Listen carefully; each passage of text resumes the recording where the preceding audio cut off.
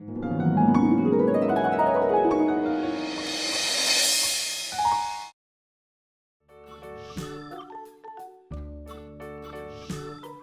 पता है ना, कोई भी एटम कुछ इस तरह से दिखता है, जिसमें प्रोटॉन एंड न्यूट्रॉन्स बीच में बैठे रहते हैं, जबकि इलेक्ट्रॉन्स उनके चारों ओर चक्कर लगाते रहते हैं। हाँ मम्मा, ये तो मुझे मालूम है। गुड। और तुम्हें ये भी मालूम होगा कि हर एक एटम में equal number of electrons and protons होते हैं। हाँ, मुझे ये भी मालूम है। Very good. तो अभी एक और बात समझ लो। क्या मम्मा?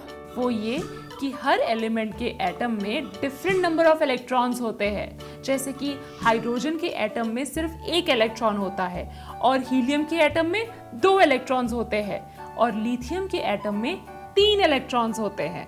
अच्छा मम्मा, जो एटम आपने ड्रॉ किया है वो लिथियम का है ना? हाँ, बिल्कुल सही। ये लिथियम का एटम ही है, क्योंकि इसमें 3 इलेक्ट्रॉन्स हैं। ठीक है मम्मा। तो अब हम ये देखते हैं कि ये हीरोज यानी हीलियम, नियॉन, आर्गॉन एक्सेट्रा के पास कितने इलेक्ट्रॉन्स होते हैं। ओके। देखो,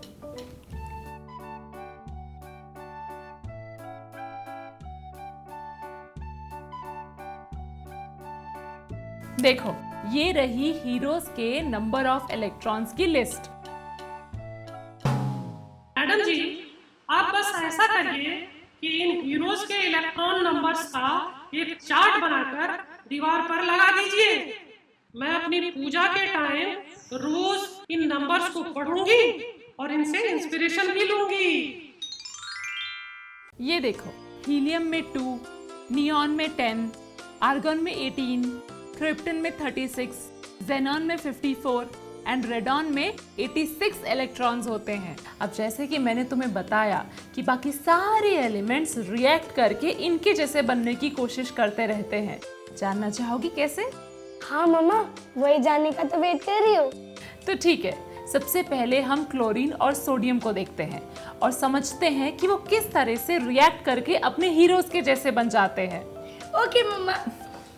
ये देखो, सोडियम 11, क्लोरीन 70। अब देखो, सोडियम के पास 11 इलेक्ट्रॉन्स होते हैं और क्लोरीन के पास 17 इलेक्ट्रॉन्स होते हैं। ओके, तो अगर सोडियम अपने 11 में से 9 इलेक्ट्रॉन्स को बाहर निकाल दे तो हीलियम जैसे 2 इलेक्ट्रॉन्स वाला हीरो बन जाएगा कि नहीं? ये देखो। हाँ, बन तो जाएगा। और अगर वो 11 में से 1 इलेक्ट्रॉन निकाल दे तो वो नियॉन जैसा 10 इलेक्ट्रॉन्स वाला हीरो बन जाएगा। हाँ, ये भी ठीक है। इसी तरह उसके पास अगर 7 इलेक्ट्रॉन्स आ जाएं तो वो 11 + 7 यानी कि 18 इलेक्ट्रॉन्स वाला आर्गॉन के जैसा हीरो बन जाए। हाँ मम्मा, बात तो सही है। अगर सोचो तो उसके पास अपने हीरोज जैसा बनने के लिए चॉइस है कि वो हीलियम जैसा 2 इलेक्ट्रॉन्स वाला बने, या नियॉन जैसा 10 इलेक्ट्रॉन वाला बने, या आर्गॉन जैसा 18 इलेक्ट्रॉन्स वाला बने। लेकिन इन सब में सबसे आसान चॉइस है नियॉन के जैसा 10 इलेक्ट्रॉन वाला बनने की। ऐसा क्यों मम्मा? क्योंकि हीलियम जैसा बनने के लिए उसे 9 इलेक्ट्रॉन्स लूज करने पड़ेंगे और आर्गॉन जैसा बनने के लिए उसे 7 इलेक्ट्रॉन्स गेन करने पड़ेंगे। लेकिन नियॉन बनने के लिए उसे सिर्फ 1 इलेक्ट्रॉन लूज करना पड़ेगा। इसीलिए सबसे आसान चॉइस है नियॉन जैसा बनने की। हाँ मम्मा, बात तो सही है। तो फिर सोडियम यही करता है, अपना 1 इलेक्ट्रॉन लूज करके नियॉन जैसा बनने की कोशिश करता है। ठीक है, तो कर देना लूज। उसे ऐसा करने के लिए किसी दूसरे एलिमेंट्स की क्या जरूरत है? जरूरत है। सोडियम तब तक 1 इलेक्ट्रॉन लूज नहीं करेगा जब तक उसे खुशी खुशी कोई इलेक्ट्रॉन लेने वाला दूसरा एलिमेंट ना मिले। तो यहीं पर क्लोरीन उसके काम आता है। कैसे मम्मा? देखो, क्लोरीन के पास 17 इलेक्ट्रॉन्स होते हैं ना। हाँ। तो अगर कहीं से क्लोरीन 1 इलेक्ट्रॉन और ले ले तो वो अपने हीरो आर्गॉन के जैसा हो जाएगा ना। अच्छा, तो क्या सोडियम जो इलेक्ट्रॉन देता है वो क्लोरीन ले लेता है? हाँ बिल्कुल, और इसी को रिएक्ट करना कहते हैं, जब दो एटम्स अपने इलेक्ट्रॉन्स को एक्सचेंज करते हैं तो उस प्रोसेस को रिएक्ट करना कहते हैं। ओके मम्मा, समझ गई। अच्छा, तो चलो अब हम ये डिस्कस करते हैं कि आयरन और सिल्वर आपस में रिएक्ट क्यों नहीं करते हैं। आप बस मुझे इतना बताओ कि उनके पास कितने इलेक्ट्रॉन्स होते हैं, मैं आपको ये बता दूंगी। अच्छा बेटा, इतना आसान नहीं है, पर तुम अगर कहती हो तो मैं तुम्हें बता देती हूँ। ये देखो, आयरन के पास होते हैं 26, सिल्वर के पास होते हैं 47 इलेक्ट्रॉन्स। अब बताओ। अच्छा, आयरन के पास 26 इलेक्ट्रॉन्स है, तो इसका मतलब 8 इलेक्ट्रॉन्स लूज करके 26 - 8 = 18, यानी कि ये आर्गन जैसा बन सकता है। या फिर 10 इलेक्ट्रॉन्स गेन करके 26 + 10 यानी 36, ये क्रिप्टॉन जैसा बन सकता है। तो दोनों चॉइस में से 8 इलेक्ट्रॉन्स लूज करके आर्गन जैसा बनना ज्यादा आसान है, तो इसका मतलब ये 8 इलेक्ट्रॉन्स लूज करेगा। अब देखती हूँ ये सिल्वर इसमें से 8 इलेक्ट्रॉन्स ले सकता है या नहीं। अरे रुको रुको रुको, ये इतना आसान नहीं है।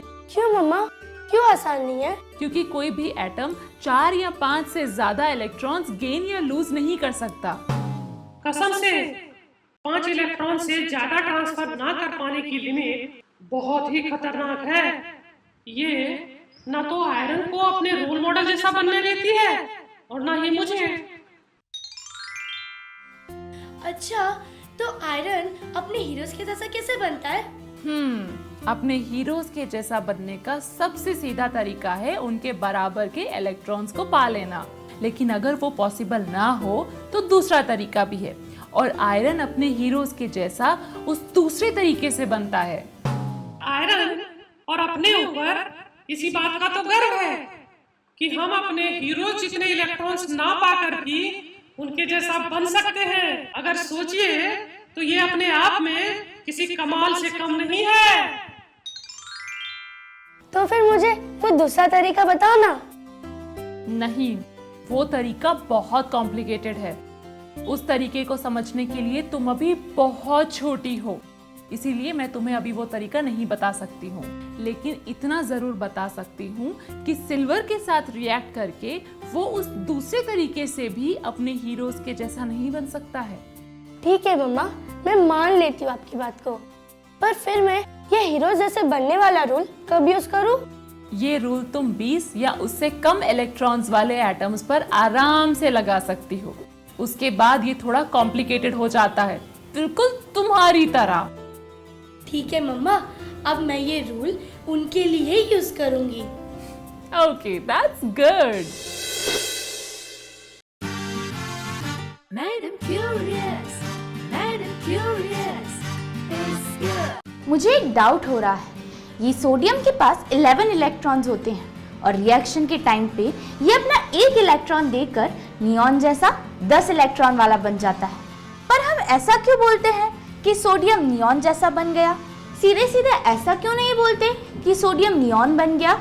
समझना चाहते हैं तो हमारी अगली कॉन्सेप्ट फिल्म जरूर देखिए।